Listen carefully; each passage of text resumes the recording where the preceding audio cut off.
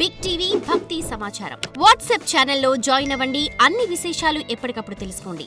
అన్ని మాసాల్లో కంటే కార్తీక మాసం అనేది ఎంతో ప్రాముఖ్యమైనదని చెప్పొచ్చు, ఎంతో విశిష్టత కలిగిందని చెప్పొచ్చు. కార్తీక మాసం ఇప్పటికీ 2 సోమవారాలు పూర్తయి కార్తీక పౌర్ణమి కూడా ముగించినప్పటికీ కూడా ఆలయంలో మహాశివుడికి ప్రత్యేక హోమాలు, అభిషేకాలు ఇవన్నీ కూడా ప్రత్యేకంగా జరుగుతున్నాయని చెప్పొచ్చు. ముఖ్యంగా భక్తులందరూ కూడా వాళ్ళకున్న ఏవైతే దోషాలు కావచ్చు, లేకపోతే ఏదైనా సరే పోవటానికి ఆ మహాశివుడికి అభిషేకం చేస్తే అంతా మంచి జరుగుతుందన్న నమ్మకం భక్తుల్లో అధికంగానే ఉందని చెప్పొచ్చు. మరి ఈ కార్తీక మాసంలో మహాశివుడికి ఎలాంటి ప్రత్యేక పూజలు, అభిషేకాలు చేస్తున్నారు అనే దాని గురించి ఇప్పుడు మనతో పాటు ప్రధాన అర్చకులు మనతో పాటు ఉన్నారు, వారితో మాట్లాడతాం. నమస్కారం గురుగారు.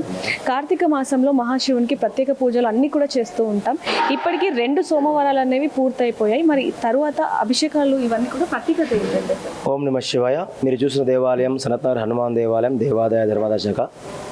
ఈ యొక్క దేవాలయంలో కార్తీక మాసం ప్రారంభమై ఈ రోజుకి 16 రోజులు అవుతున్నాయి. 16 రోజులు కూడాను స్వామివారికి ప్రత్యేక పూజలు మరియు ప్రత్యేక అభిషేకాలు, విశేష పూజా కార్యక్రమం జరిగాయి.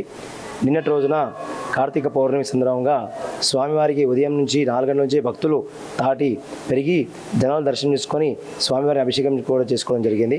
అదేవిధంగా సాయంకాలము జ్వాలాతోరణ కార్యక్రమం కూడా నిర్వహించడం జరిగింది. ఆ తర్వాత మరియు అభిషేకాలు కూడా జరిగాయి. ప్రతి వారము ప్రతి సోమవారం కూడా స్వామివారికి అభిషేకాలు జరుగుతూ ఉంటాయి. గురుగారు, కార్తీక పౌర్ణమి రోజు ఎవరైతే దీపాలు వెలిగించలేదో వాళ్ళు తర్వాత సోమవారం రోజు కూడా వెలిగించుకోవచ్చు అంటారు? అవునండి. కార్తీక పౌర్ణమి వెలిగించినట్లయితే చాలా విశేషమైన రోజు. ఎందుకంటే మనం సంవత్సరాంతము ఎప్పుడైనా కార్తీక దీపాలు వెలిగించగలేకపోతే ఆ యొక్క కార్తీక పౌర్ణమి రోజున వెలిగించినట్లయితే దాని యొక్క దోషాలు పోతాయని ఒక నమ్మకము. కానీ ఆ రోజు కూడా కుదరకపోతే సోమవారం కానీ ద్వాదశి రోజు కానీ వెలిగించినట్లయితే స్వామివారి యొక్క పుణ్యము దొరుకుతుంది. అమావాస్య రోజు కూడా వెలిగించుకోవచ్చును. గురుగారు, కార్తీక మాసంలో మనం దీపాలు అనేది మనకున్న దోషాలు కావచ్చు, పాపాలు పోవటానికి మనం వెలిగిస్తూ ఉంటాము. అయితే చాలామంది కూడా ఉసిరి దీపం లేకపోతే 365 ఒత్తులు పిండితో చేసిన దీపాలు కూడా చేస్తూ ఉంటారు. దాని ప్రాముఖ్యత ఏంటండి? 365 వత్తులు అంటే ఏమీ లేదండి. మనకి 365 రోజులు మనకి ఎప్పుడైనా మనం వెలిగించలేకపోయిన దీపాలను వెలిగించలేకపోతే ఎప్పుడైనా ఏ రోజైనా ఆ యొక్క దోషాలు పోవడానికి కోసమే 365 వత్తులు ఒకసారి వెలిగించినట్లయితే కార్తీక పౌర్ణమి రోజున చాలా విశేషమైనది. ఉసిరికాయ అనేది చాలా విశేషమైనది, హరిహరులకు విశేషమైన ఉసిరికాయ. కాబట్టి ఆ యొక్క ఉసిరికాయ పైన దీపం ముట్టించినట్లయితే హరిహరులకు యొక్క ఆశీస్సులు ఉంటాయని నమ్మకంతో ఆ యొక్క దీపాలు వెలిగించడం జరుగుతుంది. గురుగారు, కార్తీక మాసం అనే కాకుండా ఎప్పుడైనా సరే బిల్వపత్రితో అభిషేకం అనేది చేస్తూ ఉంటారు. అంటే ప్రత్యేక పూజలు చేయకపోయినా బిల్వపత్రితో, రాగి చెంబుతో అభిషేకం చేస్తే చాలు అంటారు. దానికి సంబంధించి స్వామివారికి విశేషంగా చెప్పాలంటే ఏమీ లేదు. స్వామివారికి ఒక చెంబు నీళ్లు మరియు ఒక బిల్వదళం ఎక్కించినట్లయితే మన యొక్క దోషాలన్నీ పోతాయని పూర్వకాలం నుంచి చెప్తున్నారు. కానీ మనం ఈ మధ్య కాలంలో పంచామృతం చేయాలని విశేషంగా చేస్తున్నారు. కానీ స్వామివారికి విశేషమైనది జలధార ప్రియుడు. జలధార నీళ్ళు పోసినట్లయితే స్వామివారు సంతోషిస్తున్నారు. దాంతో వారి యొక్క మనస్తృప్తిగా తృప్తి చెంది మనకు ఆశీస్సు పొంది ఇస్తూ ఉంటారు. ఒక బిల్వదళం పెట్టినట్లయితే త్రిదళం త్రిగుణాకారం త్రినేతం త్రియాయుధం త్రిజన్మ పాప సంహారం ఏక బిల్వం శివార్పణం. మన యొక్క పాపాలన్నీ పోవడానికి కోసమే ఆ బిల్వదళం ఎక్కించినట్లయితే మన యొక్క పాపాలన్నీ హరించిపోయి మనకు ఆయుర్వేద ప్రసాదిస్తారు స్వామివారు. గురుగారు, ఈ కార్తీక మాసంలో చాలా మంది కొన్ని పొరపాట్లు చేస్తూ ఉంటారు. అవి ఏంటంటే అసలు ఎలాంటివి చేయకూడదు అంటే అది అనుకోకుండా జరుగుతుంటాయి. మనం అవి చెప్పలేము. దానికి దోషాలకి ఏమీ పట్టించుకోరు. కానీ స్వామివారు ఎంత నిష్ఠా నియమాలతో పూజించినట్లయితే నియమాలతో ఉపవాసాలు కానీ అలా చేసినట్లయితే స్వామివారి యొక్క ఆశీస్సులు ఉంటాయి. తెలియకుండా తప్పులు చేసినవి ఏమి కావు, తెలిసి చేస్తే తప్పు ఉంటుంది. గురుగారు, చాలా మంది కూడా కార్తీక మాసాన్ని ఎంతో నిష్టగా చేస్తూ ఉంటారు. మీరు ఇందాక అన్నట్టుగా చాలా మంది మాంసాహారాలు కూడా తీసుకోకుండా ఉంటూ ఉంటారు. కానీ పొరపాటున మాంసం భుజించినా లేకపోతే ఏదైనా తప్పులు చేసినా ఆ మాసం ఇంకా చేయకూడదు అంటూ ఉంటారు. అది వాస్తవమేనా? అది వాస్తవం. ఇప్పుడు దీక్ష అంటే దీక్షలాగే ఉండాలి. 40 రోజులు దీక్ష తీసుకుంటాము, ఆ కంకణం కట్టుకుంటాము. ఆ సమయంలో మనం ఏమీ తీసుకోము. ఒకసారి ఏదైనా దీక్ష విరమణ అయిందంటే దానికి వదిలేసేయాలి.